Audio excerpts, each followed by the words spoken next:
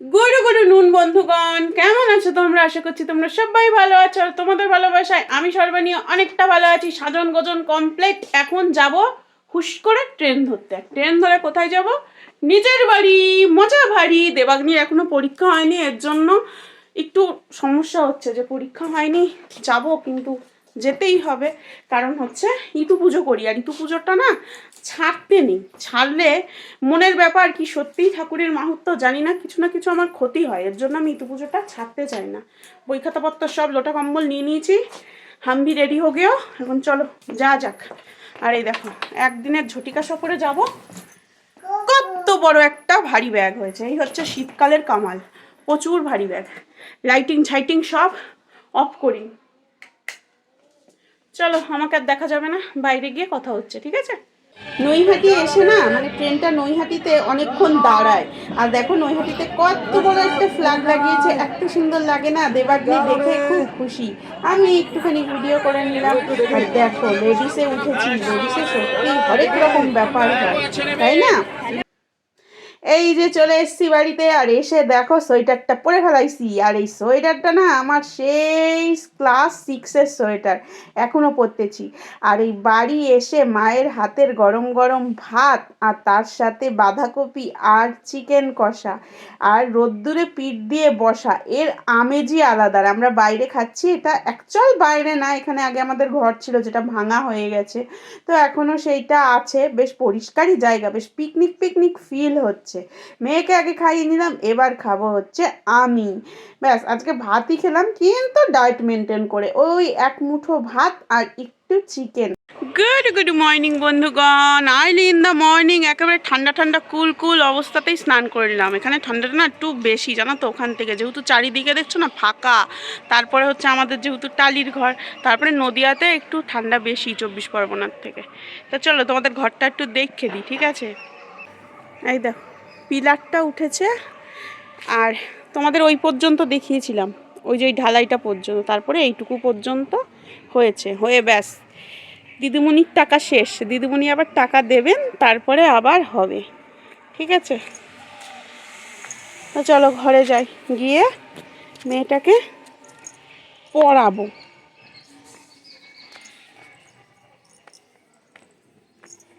তো চলো ঘরে চলে এসেছি, এসেই মেয়েকে পড়াতে বসে পড়েছি। আর সন্ধ্যাবেলা ও পড়েছিল, খুব বেশি পড়েনি, আর এখন পড়তে বসেছে। আর অবস্থা দেখো, হাতে মেহেন্দি, এই মেহেন্দি কেনা নিয়ে আমার সঙ্গে যা করেছে। মেয়ে আমার বড্ড মেহেন্দি লাভার, তো চায় না মেহেন্দি লাগিয়েই সে পড়াশোনা করছে।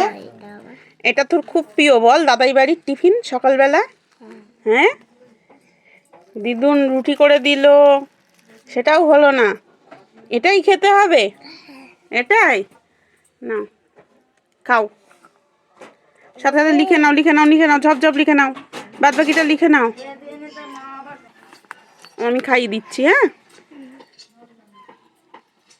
সুন্দর, ভালো, টেস্টি, হেভি টেস্ট। মিষ্টি করো, লেগে গেছে? দাঁড়া, হাত ধুয়ে নিচ্ছি। কিন্তু লিখবে কে? তাড়াতাড়ি লেখ।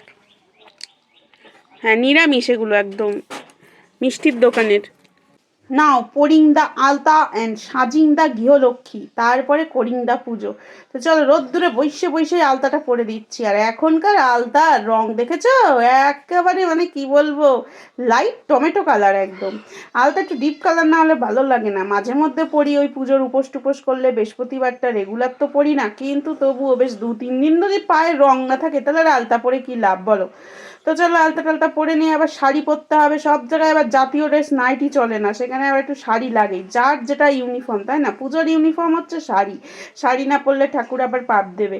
আর মনের ব্যাপার কি কি জানি না, আমি না ভীষণ মানি ইতু পুজোকে। একটা কথাই আছে, ইতু পুজোর ঘট নিলে সে পুজো ফেলা যায় না। যেহেতু আমার শ্বশুর বাড়ি নেই, বাপের বাড়ি এসে আমি করে যাই, পরে কি হবে জানি না, তবে চেষ্টা করব আমি পুজোটা রাখার। কারণ যতবারই আমি করিনি, কিছু না কিছু ক্ষতি হয়েছে।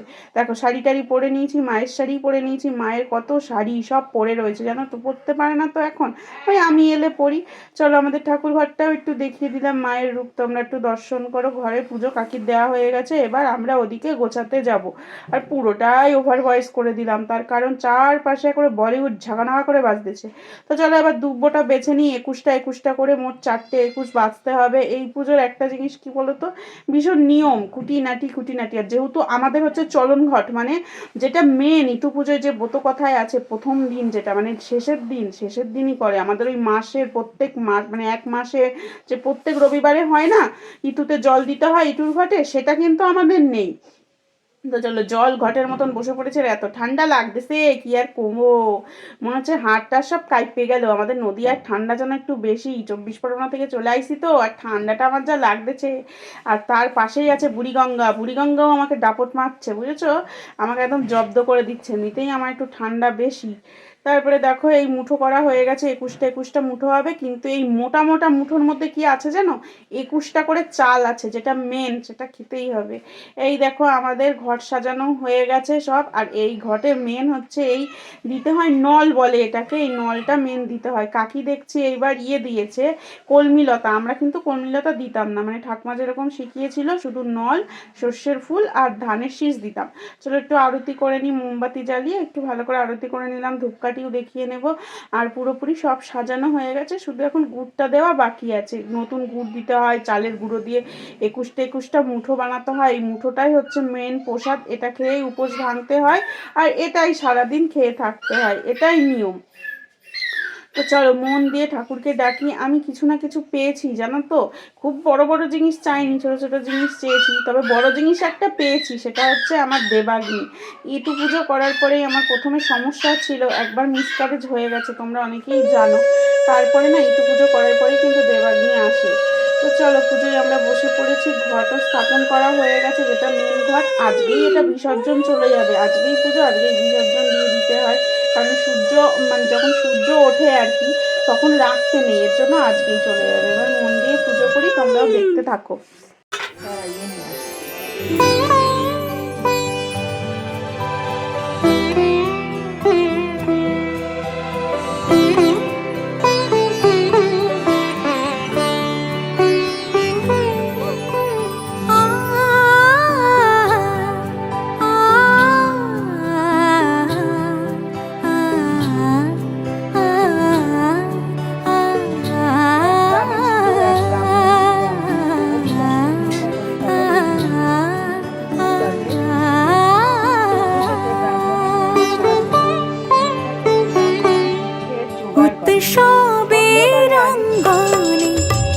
সবার আমন্ত্রণ উৎসবের অঙ্গনে, আজ চলো পুচকি নিয়ে নিয়েছি, রেডি অ্যান্ড শেডি, ছুটি শেষ, চলো যাওয়া যাক। বাবা দিয়ে আসবে, বাবাও রেডি। অন্যটা রেখে গেলাম, এখানে আসলে অন্যটা ব্যবহার করবো। মা একটু তাকাও, আসছি। হ্যাঁ চলো। টুডে ইজ ট্রেনে ভেরি মাচ ভিড় ট্রেনে উঠে পড়েছিলাম, আর নেমে পড়েছি হচ্ছে সেই নৈহাটিতে এসেই, বিকজ সেই ট্রেন কাকিনাড়ায় দাঁড়াবে না, এজন্য নৈহাটি নেমে পড়েছি। চলো নৈহাটি থেকে এবার ট্রেন ধরে বাড়ি যাওয়া যাক। আজকের মতন টাটা, সবাই ভালো থেকো।